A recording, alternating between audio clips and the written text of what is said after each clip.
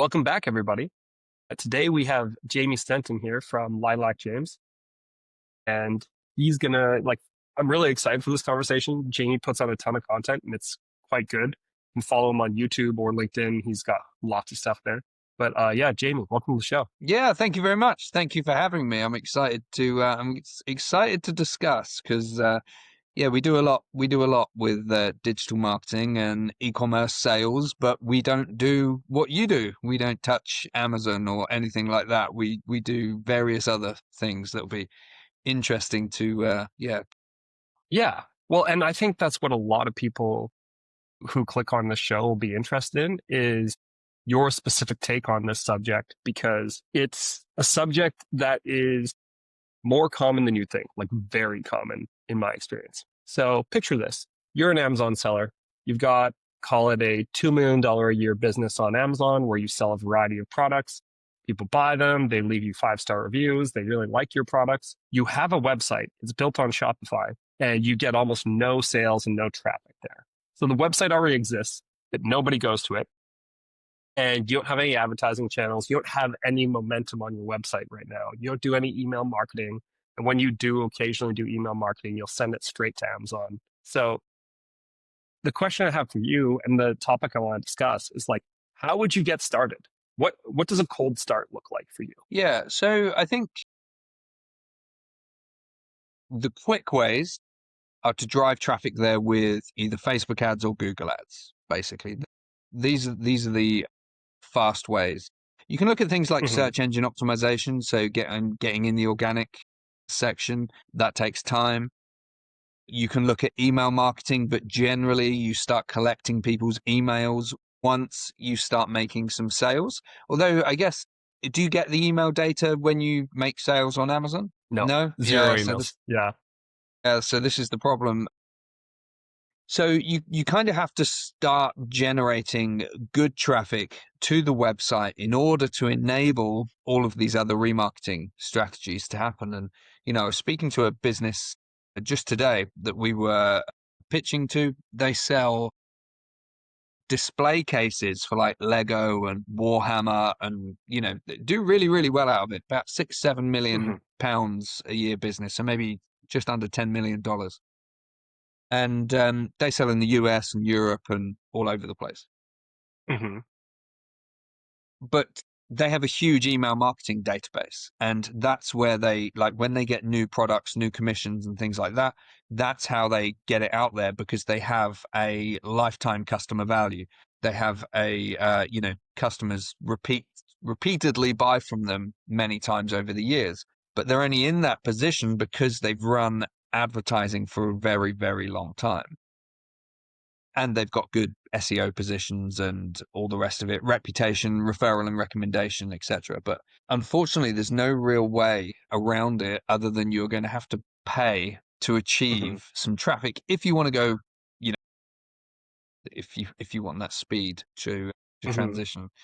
Then what you have is the problem. When people do that, they'll often say Google didn't work or Facebook didn't work. It doesn't work for me. It doesn't work for my business. The reality is, the way that Facebook and Google advertising works nowadays is it wants really good data integration. So we always, when we take on a new client, one of the first things we do is look in with Facebook. We look at their events manager. We look at the back end of the website. How many sales are they making already? Because when you integrate that data connection, you can then start to see, or the system, Facebook or Google, can start to see who your exact buyers are, what's their buying behavior, what sort of thing, what pages are they visiting, and then how do I find more of those individuals? But of course, when you're not making any sales, it's difficult for it to draw those conclusions. Now, many years ago, particularly with Facebook, you used to be able to go really granular, really micro with your targeting. And you could say, I want to reach guys between 35 and 40 years old in Los Angeles who have an interest in puppies or something like that. You could go really, really granular. Nowadays, if you do that, your targeting will fail. Nowadays, you let the AI do its targeting, but AI works like it's the same as anybody that uses ChatGPT. The more information you give it, the better information you'll get out. And exactly the same with Facebook and Google advertising. Facebook, for example, you want your pixel installed on the website. That's just a little bit of code that allows it to talk to Facebook Ads Manager. But then you also want the conversion API, which gives a triangulation of data between the server, the pixel, and Facebook ads. That will improve things. But then there's more things you can do. You can integrate data feeds. You can communicate to the system who your ex customers are. I don't know Hmm. how that would work in an Amazon sense. So what sort of data do you get from Amazon when you make sales, customer data that could potentially be used to communicate through to the Facebook system or the Google system? Anything. You don't Part get of what anything. makes it so, yeah, you can get some addresses and stuff like that. Right. You won't be able to give it as a feed. You'd have to export it, generally speaking. Okay.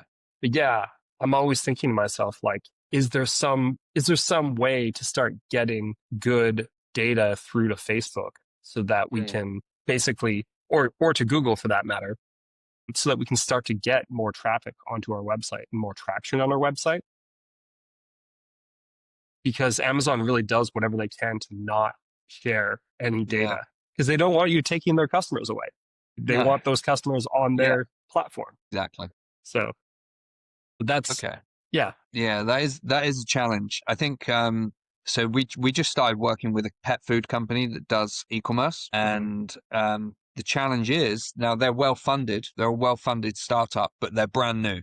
So Shopify website, Google Ads, Facebook ads, and I think these businesses have to accept that for a time they're going to operate at a bit of a loss. And Hmm. it's going to be a J curve experience for them because, they're going to go under profit for a time, then they're going to hit bottom, and then they're going to start digging their way out and into more profitable space if they have their remarketing systems set up properly as well. Because that's the other thing. So, for example,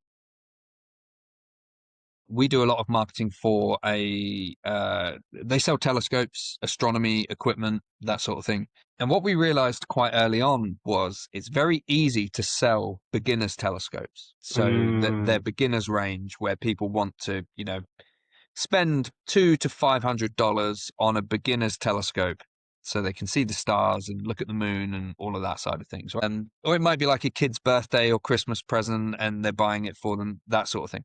So it's easy to make those sales. And when we did the analysis, what we realized is about 60% of people who buy certain telescopes, so not all of the beginner's telescopes, certain telescopes, 60% upgrade within 2 years and become lifelong customers. So what we realized is, although they sell everything from like the really high end stuff to beginners telescopes and all the accessories, everything in between, by finding these cold customers and feeding them into the bottom of the business over time, the average order value and the average lifetime value of these customers just grew and grew and grew the business as they upgrade their stuff. But to enable that to happen, they have to have email marketing set up. They have to have their remarketing, retargeting campaigns set up. And it all has to work effectively. Otherwise, the cold customer comes in and they're just lost. They just go, and then the next time they want a similar product, they just Google it again, right? yeah. So I Okay. think there's a lot that goes into it, but I think if I was marketing a company, couple of million turnover on Amazon, and they were looking to launch a Shopify website, first of all, the website has to be correct. But in terms of driving traffic to it, Hmm. I would ask the customer to accept that for a time, it's going to take a while to really see the return on ad spend Hmm. with what they're doing. Exactly how long I couldn't say, because obviously the more sales you make, the quicker you build up the data. So the more budget you put in, the quicker you'll dig your way out. Okay. So I actually want to talk a little bit about this pet food brand because if you're like, and again, whatever you're willing to share, I don't want to know the brand name or anything like that. But what I want to know is because a lot of people who pay attention to this show, pay attention to my content on LinkedIn, are people who are kind of in some kind of consumable space.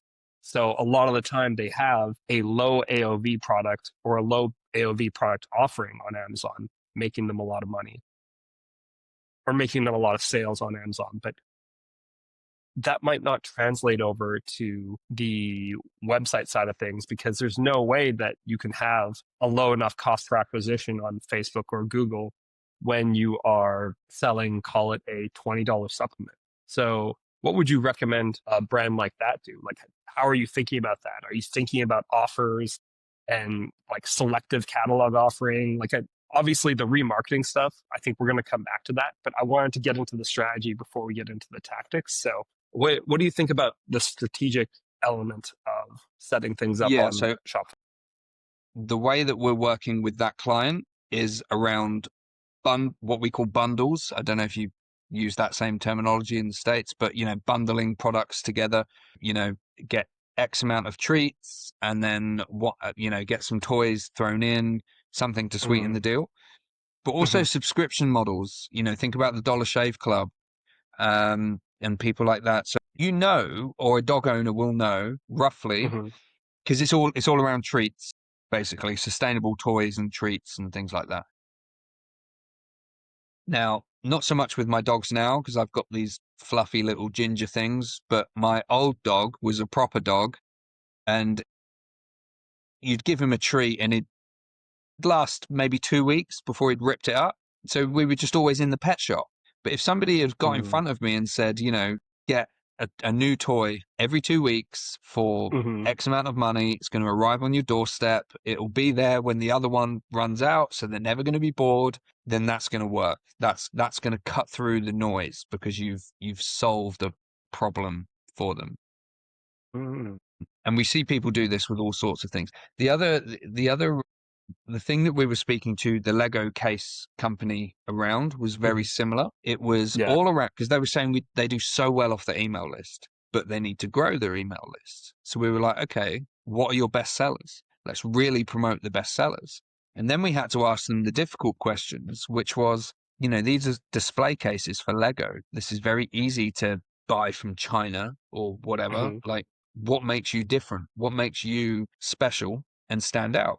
Now, they could answer that question because they know their products so well. So Mm-hmm. they were just like, the CEO was just like, bam, this is what makes us different. It's high quality. We're really respectful of the culture of the products that are going in there. And, there was all this stuff Mm-hmm. around how they clip together, but it's not communicated. It's not communicated. And I was speaking today because my agency, we're getting training from one of the world's top landing page conversion specialists. So it was meant to be tomorrow, but it's now next week. But I was speaking to him today when we were rescheduling. And he said to me something that I've been thinking for a long time. And he said, Jamie, you don't even need to be that good. He said, you just need to be marginally better than your competitors. And I think this holds people back. People don't want to necessarily launch because I don't know, they get worried. They get what I call analysis paralysis. So they're looking at their website, they're looking at their ads, they're looking at their marketing, and they're thinking it's not as good as these other people, and they don't start. But the only way that you're going to start generating the data with which to improve is by starting. So Mm-hmm. you launch your website, and then when it's launched and you drive 100 visitors this way and 100 visitors that way to pages that look very similar, but one might contain a video or a different headline or just something different, and you monitor the engagement rates, you monitor the conversion time. Sorry, Mm-hmm. you monitor the engagement time and the conversion rates. That's what I meant to say. Yeah. You do all of that stuff, and that just allows you to start slowly refining and improving everything you do until you have this system that works for you. That's actually really helpful. So what you'll often do then is you'll maybe kind of duplicate two landing pages. So you'll build landing pages, duplicate them, and then you'll send equal amounts of traffic to them from two different places and kind of like run a bit of a side by An side A/B test. test. Yeah, that's very interesting. But what about the ads themselves? Are you doing just like image based ads? Are you doing like what are you doing to kind of get something working? Yeah, so various strategies depending on the platform. So Mm-hmm. with Facebook, the Yeah, let's talk best about that. strategy is to have a range of different ads. So we mentor a lot of businesses, and when people come to me, they've generally been looking at the YouTube channel and they've been doing stuff themselves. What we generally find is they've only got one copy variation in their ads. So Mm, Facebook allows you to do 5, and now it allows you to have 5 AI generated variations as well. So you can have 10 copy variations. And what that allows you to do, or allows the system to do, is experiment to see which one works best. And quite often when we work with clients, we're able within a few months to say to them, this is the language that people are identifying with. This is the language that people are clicking on the most, that is causing them to convert more. And we bring that language then into their website, into their brochures, and into all the rest, because it's working. For example, we have been running, we're still running ads for a company that buys houses for cash. So the mm, general business principle is they buy houses for cash, which allows you to not have to go to estate agents or realtors, I think you call them, but estate yeah, agents in UK yeah. language. They don't have to go to an estate agent. They don't have to pay estate agent fees. Over here, we have taxes that you have to pay and all of that. So it avoids all of this. They give you a lump of cash, but they give you about 15% below market value. So the cash buying company, my client, keeps the 15%, but you can just move on really, really quickly if you need to sell in like 7 days. So that's that. And when we were doing this copy experimentation, it was really clear what moved the needle. So first of all, it was, so sell your house in 14 days, no matter the condition. Sell your house fast in 14 days, no matter the condition. It was something like that.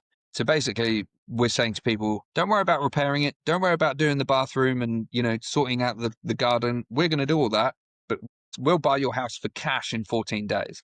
Then the other thing that we found, and ChatGPT is fantastic for this, absolutely fantastic, because we used to spend days mining through the internet, looking at negative reviews of our clients' competitors, looking in forums to see what people are asking, their concerns, their etc. Now ChatGPT can, if you ask it the right questions, it can do that really quickly. Instead, we asked ChatGPT, we said, can you go into forums where people are discussing house buying companies? And can you Hmm. tell us what their biggest concerns are? What are the most common questions? We want the 3 most common questions that are coming up. And it said overwhelmingly, people are asking if you get last minute price drops. So Mm, people are worried they get this offer, and then the day before the sale is going to come through, right, it's £50,000 less, take it or leave it. And it doesn't yeah. happen, but that's their concern. Now the company Hmm. weren't aware of that because they don't do it. So, they just weren't aware of it. And I don't think any of their competitors do it either. But that was the concern. So what we did is we then put that into the copy and we just said no last minute price drops. Mm, And we just watched the conversion rate just go through the roof.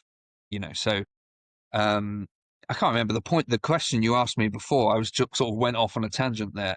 Yes, about the specific ad platform. well, I want to keep going on this Facebook thread. I care a lot more about e-commerce, but this was very that's really interesting that you were able to get such great insight. But I think the main thing that a lot of Amazon sellers face, and again, that's the audience of this, is they don't have the same creative chops that other e-commerce businesses have because Amazon is more of an operationally complex business. Yes. You're constantly coordinating huge shipments. And so they don't spend as much time like shooting photos and doing creatives and things like that. Yeah. Some sellers I work with only do creative refreshes once every 2 years. Um, Wow. it's crazy, right? But the conversion rate's so high on Amazon that why would you mess with it unless you really start to see a decline? And so the main thing I was kind of wondering is okay, you need to have a lot of different creative and you got to test a lot of different angles. So you said, 5 different headlines and then 5 AI headlines, but what, what other things do we need to be aware of if we're an e-commerce business trying to get moving on Amazon? So try bundles, have different variations of text. That's important. Yeah. Well, Photos, videos. it's not the variations of text that is important. It's the experimentation to slowly Hmm. refine everything that you do. So by having 10 different copy variations, you can slowly test exactly the type of wording. So with the house buying client, sell your house fast at the front in those first couple of words, that was the order that, when we put we buy houses for cash in as little as 14 days, lower conversion rate. Okay. So you start to really identify the exact wording and even the ordering of wording that people identify with the best, and it allows you to constantly experiment with this. Now, this isn't something you're ever going to get to an end product and be like, we've got a winner, we can just use that for the next 10 years, because your industry is going to change and it's going to move, and competitors are going to come into the market, and there's going to be news that's going to impact everything that you do. So like the pet food company that I referenced earlier, they're talking a lot about sustainability because it's a big thing in the UK at the moment. Everybody's all Hmm. sustainable this and sustainable that. And it probably was a few years ago in the United States too, but you've had a Yeah. change of management and it's probably less relevant now, right? So this experimentation is always going to be ongoing. So, but what you can do with the text, with the experimentation, you can also do with your creative, which is image and video. Mm. So within most campaigns that we're running, we'll have about 20 different images and videos, not just static image and static videos either. We'll have carousels so people can flick through. We'll have collections. We'll have instant store experiences, Hmm. loads of different ad types. And you slowly start to identify what works best. We have a client, he sells finance solutions, but he came to us from YouTube. He had 40 different creatives, 40 different videos, because he had read online and taken advice from YouTube so-called experts that had said video works best every single time. And we said, Mm. we would like to design you some imagery because it doesn't, although that advice is largely true, video will generally work better. It doesn't always work better. And what you might also find is video does the engagement part and it sort of like hooks people's interest, provides lots of information, but the image closes the deal. And, Interesting. so most people don't see a Facebook ad one time, click and go through and buy. They're going to see an ad several different times in several different formats, once on the feed, once on Instagram Reels, then next time on Marketplace. Oh, I'll click that. Now I'll go through because it's warmed me up. Mm. So it's important to have lots of different variations in there. And so 40 different videos. We designed 5 images because we didn't want to overload the campaign with too much creative, Hmm. which arguably we did anyway with 45 in there. And one of the images that we produced in 20 minutes on Canva outperformed everything. Of his first 65 leads, 61 came from this image, right? So what that does is it gives us an evidence base to go back to the client and say, we need to invest more time in quality imagery. Mm. So instead of having 45 ads, what we say is Facebook didn't even show 20 of those videos because it just assessed that they were, not going to work. So we're going to drop them. We're going to keep the 20 that worked best, and we're going to introduce 10 creatives. We already created 5. 2 of them brought in leads. We're going to kill the other 3, and we're going to create another 8. Mm. And then the goal is to just beat the performance, to beat the performance, to beat the performance. And just over time, you'll just climb up. You just make hundreds of marginal improvements that will just push you up. And when it comes to doing this for an e-commerce company, I think the principles are the same, right? It's like, Yeah. so we're going to try videos, we're going to try images. You said something interesting, which is don't overload the campaign. Are you just running one audience plus campaign and throwing a certain number of creatives in there? Yeah, generally nowadays we find it works best when you do an Advantage Plus campaign with Facebook and Hmm. let the AI do all the targeting. You can give it suggestions. I'm not sure how impactful that is. Clients quite often come to us as well and they say, I need a retargeting campaign. And we say, do you have any retargeting content? And if the answer is no, they don't need a retargeting campaign. They Hmm. just need the Advantage Plus campaign. So, and what I mean by that is because you can do all sorts of really clever stuff, but it all relies on data. If you don't have the data, Mm. it all falls apart. So the pet food client, they're getting a low ROAS because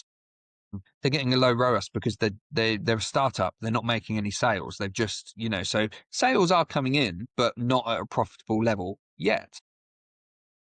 But when we took on the astronomy client, they already had really strong like magazine advertising. They were in all the industry publications.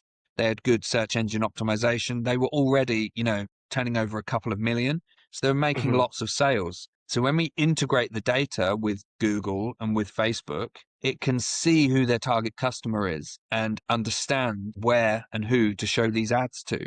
So we got like a 30 times ROAS, like straight away, like month one. We looked brilliant. Hmm. It was it was nice to get clients like that when it just flies. But generally speaking, it doesn't work like that. Generally speaking, you're sort of halfway between the two, really. You have a client who is doing okay, they're making some sales and they want to grow, they want to add some new channels, and you have to go through this process of integrating the data, running test campaigns, and then going through optimization to improve all areas so you can slowly improve over time, which is why we're Yeah. speaking to the conversion copywriter who specializes in landing pages, because we're really good at running the ad campaigns, running the Google Ads campaign, running the Facebook ads campaign, doing the SEO. We don't design websites. We have a sister agency that does the website design. But a lot of the companies we work for, and I mean this in a really nice way, but they're very boring. They sell boring stuff. They sell boring stuff and there's so much money to be made in boring businesses. So by no Hmm. means, I would always start a boring business. Everyone wants to be a football player or whatever, nobody wants Yeah. to sell garage conversion kits, right? And there's loads of money to be made in that. And we had a client that was based in the States, sells garage conversion kits. So it was e-com, but it was large ticket Hmm. e-com. $2,500 to $20,000 would be sort of like the general range of sale that he would be making. We were just doing a Google for him. And it worked fantastically. He would get like about a 30 times return on ad spend. Struggled to scale, but about a 30 times return on ad spend, and difficult to differentiate because he's reselling other people's stuff. He doesn't own his products. He's reselling products. He's buying it in bulk and then he's selling it on. So I'm kind of seeing the conversion copywriter to solve this riddle for us. How do you use words better to make boring products that ultimately sometimes are just quite transactional? If somebody wants like a new tiles for their bathroom, then sometimes that's a transactional purchase. It's not like a really considered, purchase. Yeah.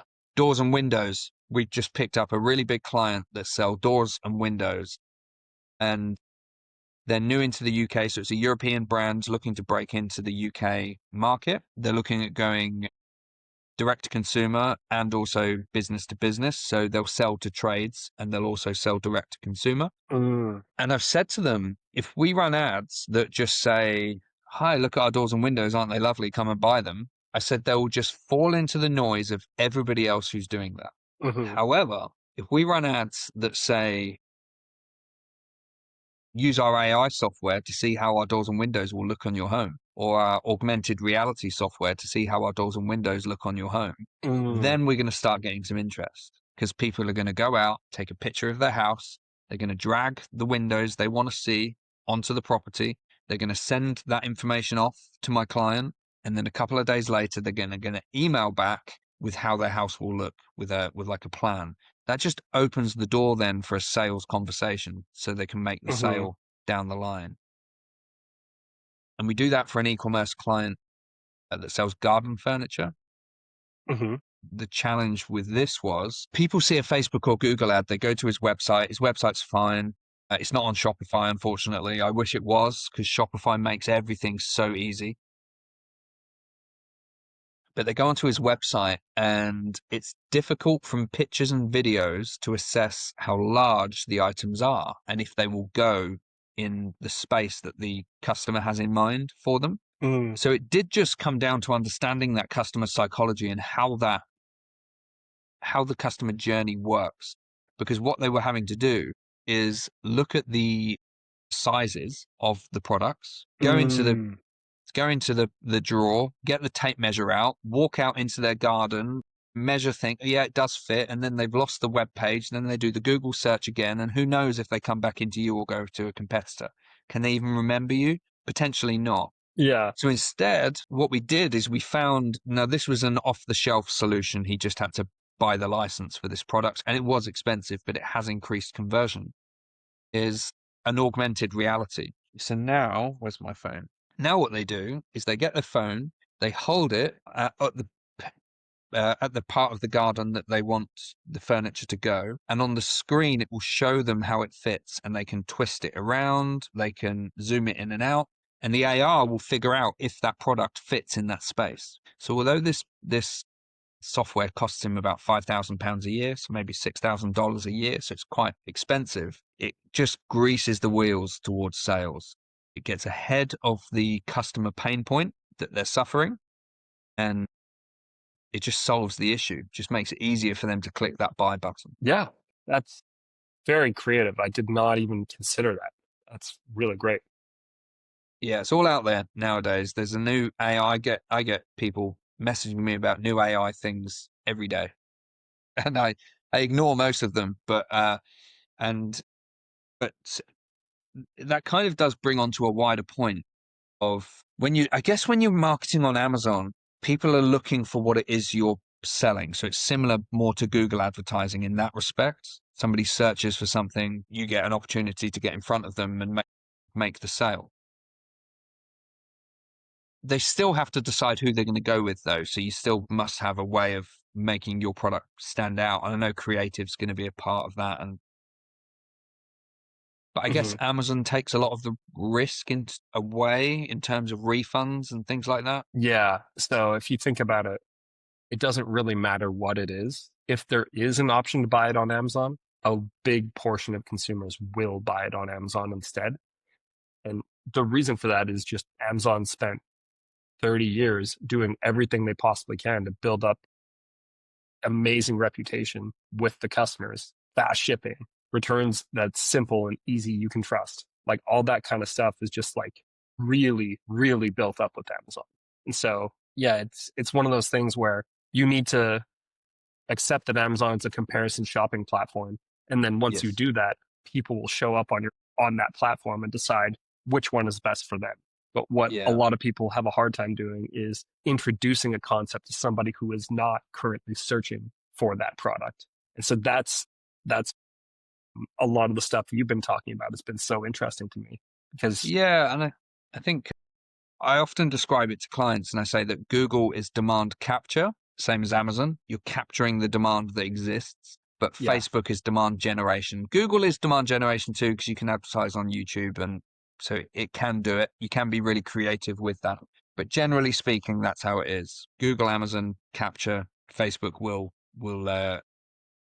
and it's funny because when you were saying about that, we were advertising for a client that sells football equipment, soccer equipment, and I couldn't understand why their ads weren't working. I just could not figure it out. I was like, these ads, they look amazing. The product is fantastic because my son plays soccer, so I know that these products he would love them. The pricing was good. Mm-hmm. I just couldn't understand. We were getting like a 3 times return on ad spend. We expected about 15. That was sort of our prediction.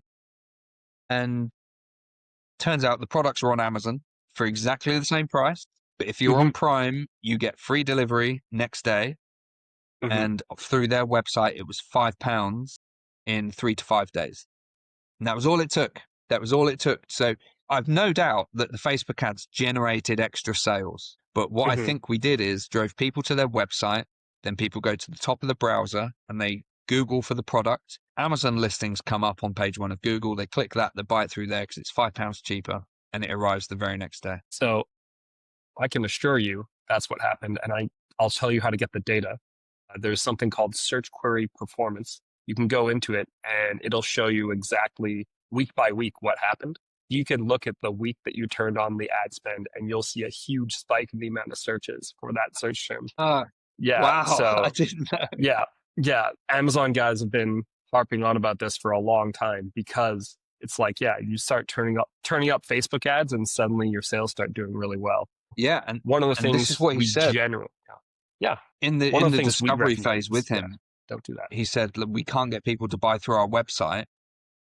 He said, so we just direct, because I said, why are you just sending traffic to Amazon? I was like, this isn't going to be too successful, because Hmm. with Facebook ads, there's different campaign types you can use. And if you're using a traffic ad, you're just going to get low quality people going to Hmm. your website who aren't in a buying mindset. They're more in like an awareness phase. But if you send traffic from a sales campaign, it will cost you more, but it will be better quality individuals who are actually of a buying mindset.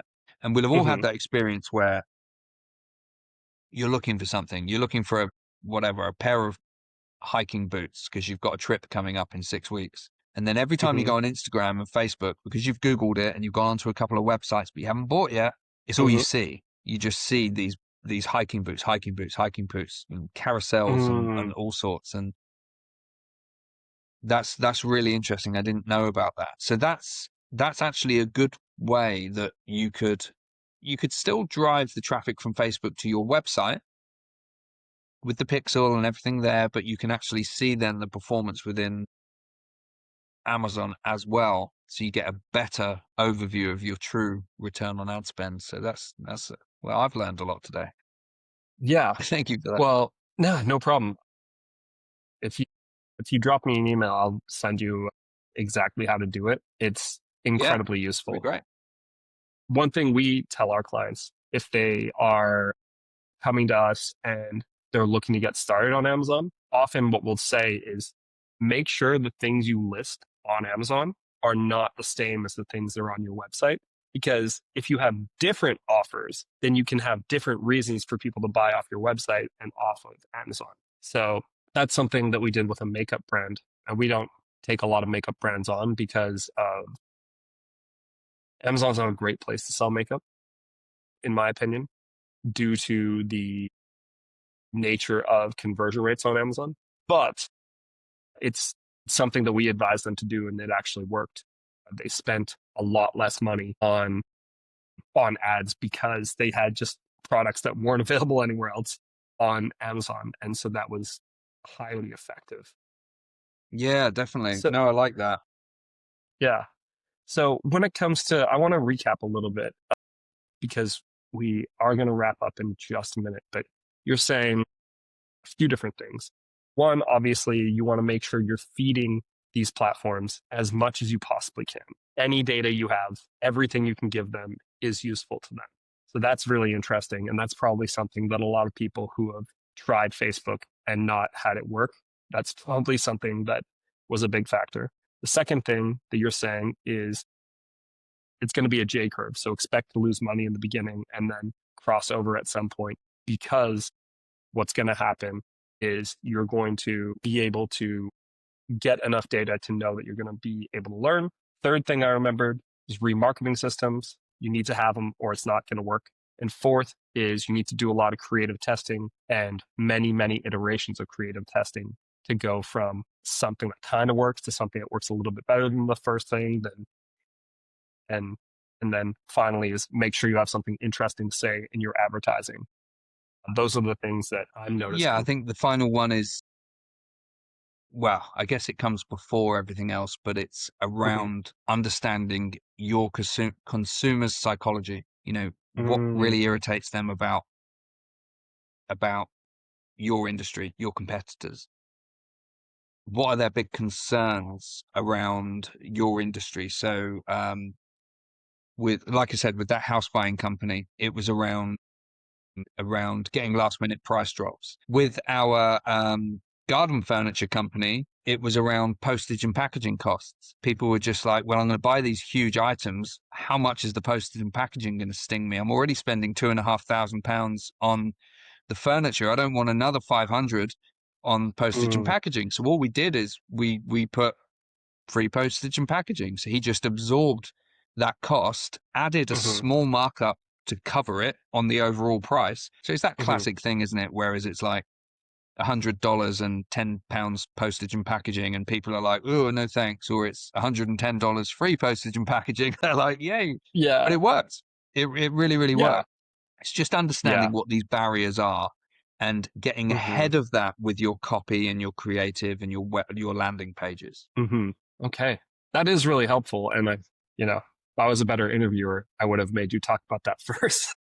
That's so good. but but no, that's a really great point. Like understanding your consumer psychology is so key. And I think it's one of the things that Amazon sellers end up skipping over to some degree because there's just so many other things you could be doing instead. Yeah. But no, Jamie, this has been incredibly valuable.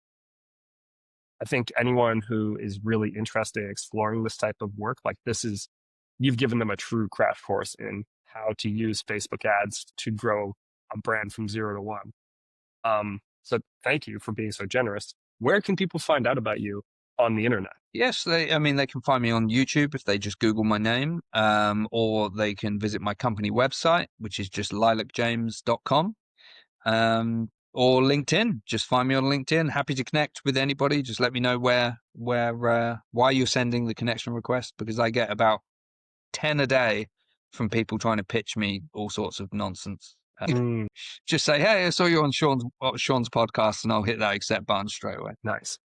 Well, look, Jamie, thank you so much. I really enjoyed this conversation, and really appreciate you being so generous. No problem at all. Great to see you. You too. All right, to everyone else, until next time.